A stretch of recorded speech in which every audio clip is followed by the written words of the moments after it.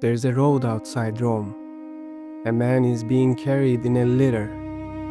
He is old, he is tired. He has stopped running. His name is Marcus Tullius Cicero, and for 30 years he was the most dangerous thing in the Roman Republic.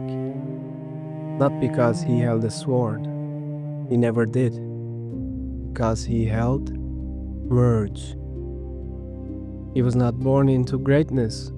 Arpinum was a provincial town, small, quiet, far from the marvel and ambition of Rome. His family was respectable but not noble.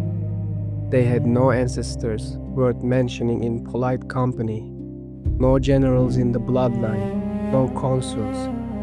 In Rome, this mattered enormously. Rome was a city that worshipped ancestry. The great families, the Julii, the Cornelii, the Aemili, had been governing for centuries. Their names opened doors that talent alone could not. Cicero had no name. He had something rarer. He had a voice. As a child, he memorized poets. He argued with teachers. He read Greek philosophers the way other boys chased dogs through the streets. His father, who had weak lungs and modest means, took him to Rome anyway. Because even then, everyone who heard the boy speak knew something was different. There was something in him that could not be quiet. Rome in the 1st century BC was not a peaceful city. It was a republic slowly tearing itself apart. Sulla had marched legions on the city itself. Men were proscribed, their names posted on lists, their property seized, their heads displayed. The line between law and murder had grown thin. Cicero trained in law and rhetoric. He studied under the best Greek teachers he could find. He crossed to Athens and Rhodes, sat at the feet of philosophers, pressed them for everything they knew. He was building something, not wealth, not armies, a mind sharp enough to cut stone. His first major case nearly destroyed him. He defended a man named Sextus Roscius, accused of murdering his own father. The real perpetrators were connected to Sulla's most powerful freedman, Chrysogonus. Every other lawyer in Rome had refused the case. Cicero, 26 years old, took it. He stood in front of the court and did something no one expected. He told the truth, loudly, by name, pointing directly at the powerful man who had arranged the murder for profit. He won, and then he left Rome immediately, because he was not sure he would survive the victory. He spent 2 years in Greece, claiming the journey was for his health. Perhaps it was.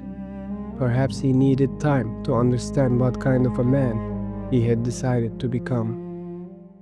He returned to Rome with a steadier voice and a sharper pen. He climbed every rung of the Roman political ladder. Each office earned, not inherited. Quaestor, aedile, praetor. Each time, he was elected first in his class. Each time, the old families watched with a mixture of admiration and unease. This man from nowhere was winning. In 63 BC, Marcus Tullius Cicero, homo novus, new man, the first of his family ever to hold the office, became consul of Rome. It was the highest position in the Republic, and he had climbed there on words alone. His consulship was defined by one crisis, the Catilinarian conspiracy. A desperate nobleman named Catilin denied the consulship through election, organized an armed coup. He would burn Rome if he couldn't not rule it. Cicero uncovered the plot, arrested the conspirators, stood before the Senate and gave 4 speeches that have been studied for 2,000 years. How long? Catilin. Will you abuse our patience? The conspirators were executed without trial, a decision that would haunt him. Rome was saved. Cicero was declared father of the fatherland. He stood at the peak of the world he had built. He should have known about peaks. He had read enough philosophy to know what comes after them. The enemies he had made were patient. A populist tribune named Claudius, a man Cicero had humiliated in court years earlier, pushed through a law. Any Roman who had executed citizens without trial could be exiled. The law was written for a man. Cicero fled. He crossed to Macedonia, to Greece, to the lands he had once traveled as a student. But this time he was not searching for wisdom. He was searching for a reason not to collapse completely. His letters from this period are almost unbearable to read. I have lost everything, he wrote to his closest friend Atticus. My position, my public life, my work, everything. He wept. He could not eat. He wrote letters obsessively to his wife, his brother, his friends, cycling through grief and anger and shame. This was not the composed Stoic sage. This was a man who had built his entire identity on a single thing and watched it taken away. After 16 months, the political wind shifted. He was recalled. Rome cheered his return, but something had changed in him. He had seen how quickly everything could be taken. He had felt the ground move.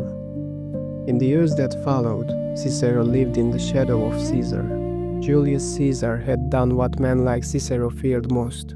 He had crossed the Rubicon with an army, ended the Republic in everything but name, and made himself permanent. Cicero had opposed him, and then, facing reality, accommodated him. He hated himself for it, and so he did what philosophers do when the world becomes unbearable. He wrote. In an extraordinary burst of productivity, between 46 and 44 BC, he produced work after work, on friendship, on old age, on the nature of the gods, on the highest good, on duty. He translated Greek philosophy into Latin, making Stoic and Epicurean thought accessible to Rome, and through Rome, to the entire Western world.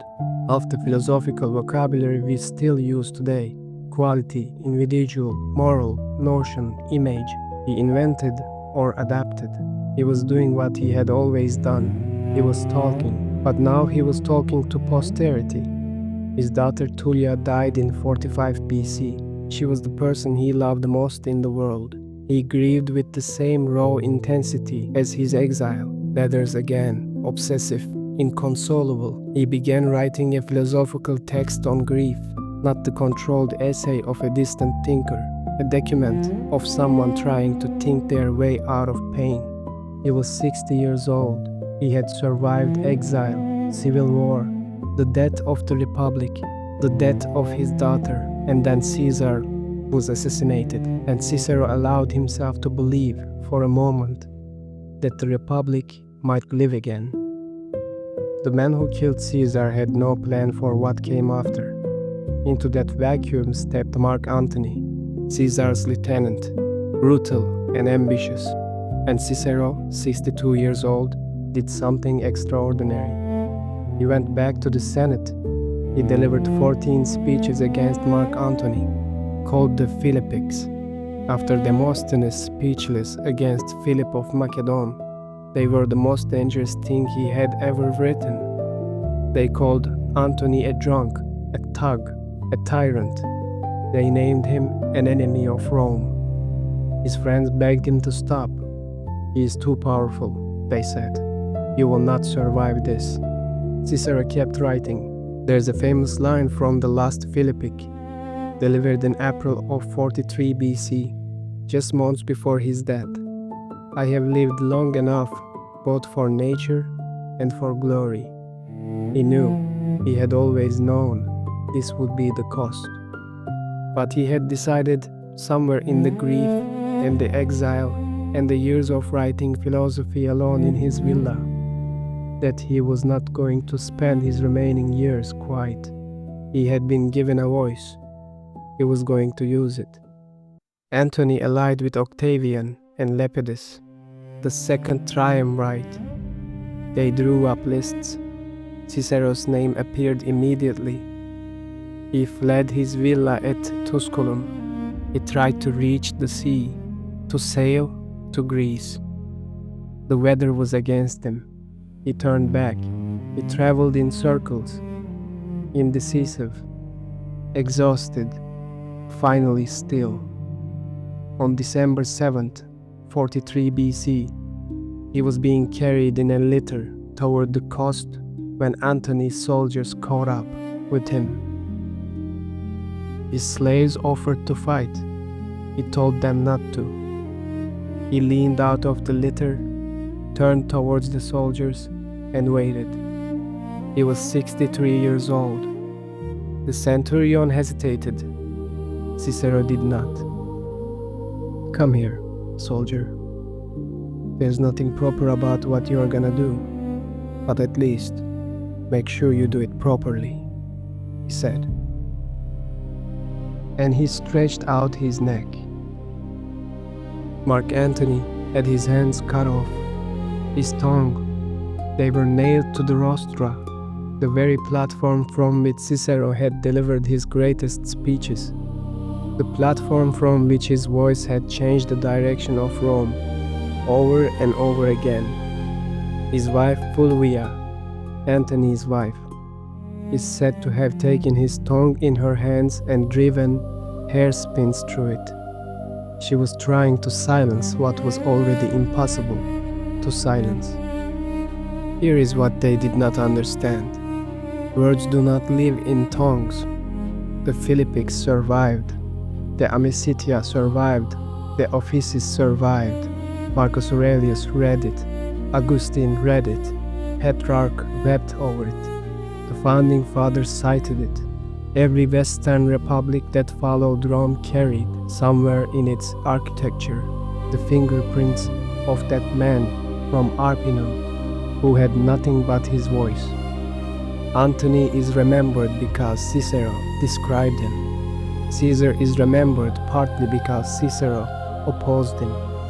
The Roman Republic is understood today largely through the letters of a man who grieved its death in real time, who wrote to his friend Atticus in the small hours with the desperation of someone who already knew the ending. He was not a perfect man. He was vain. He could be cowardly. He accommodated power when he should have resisted it.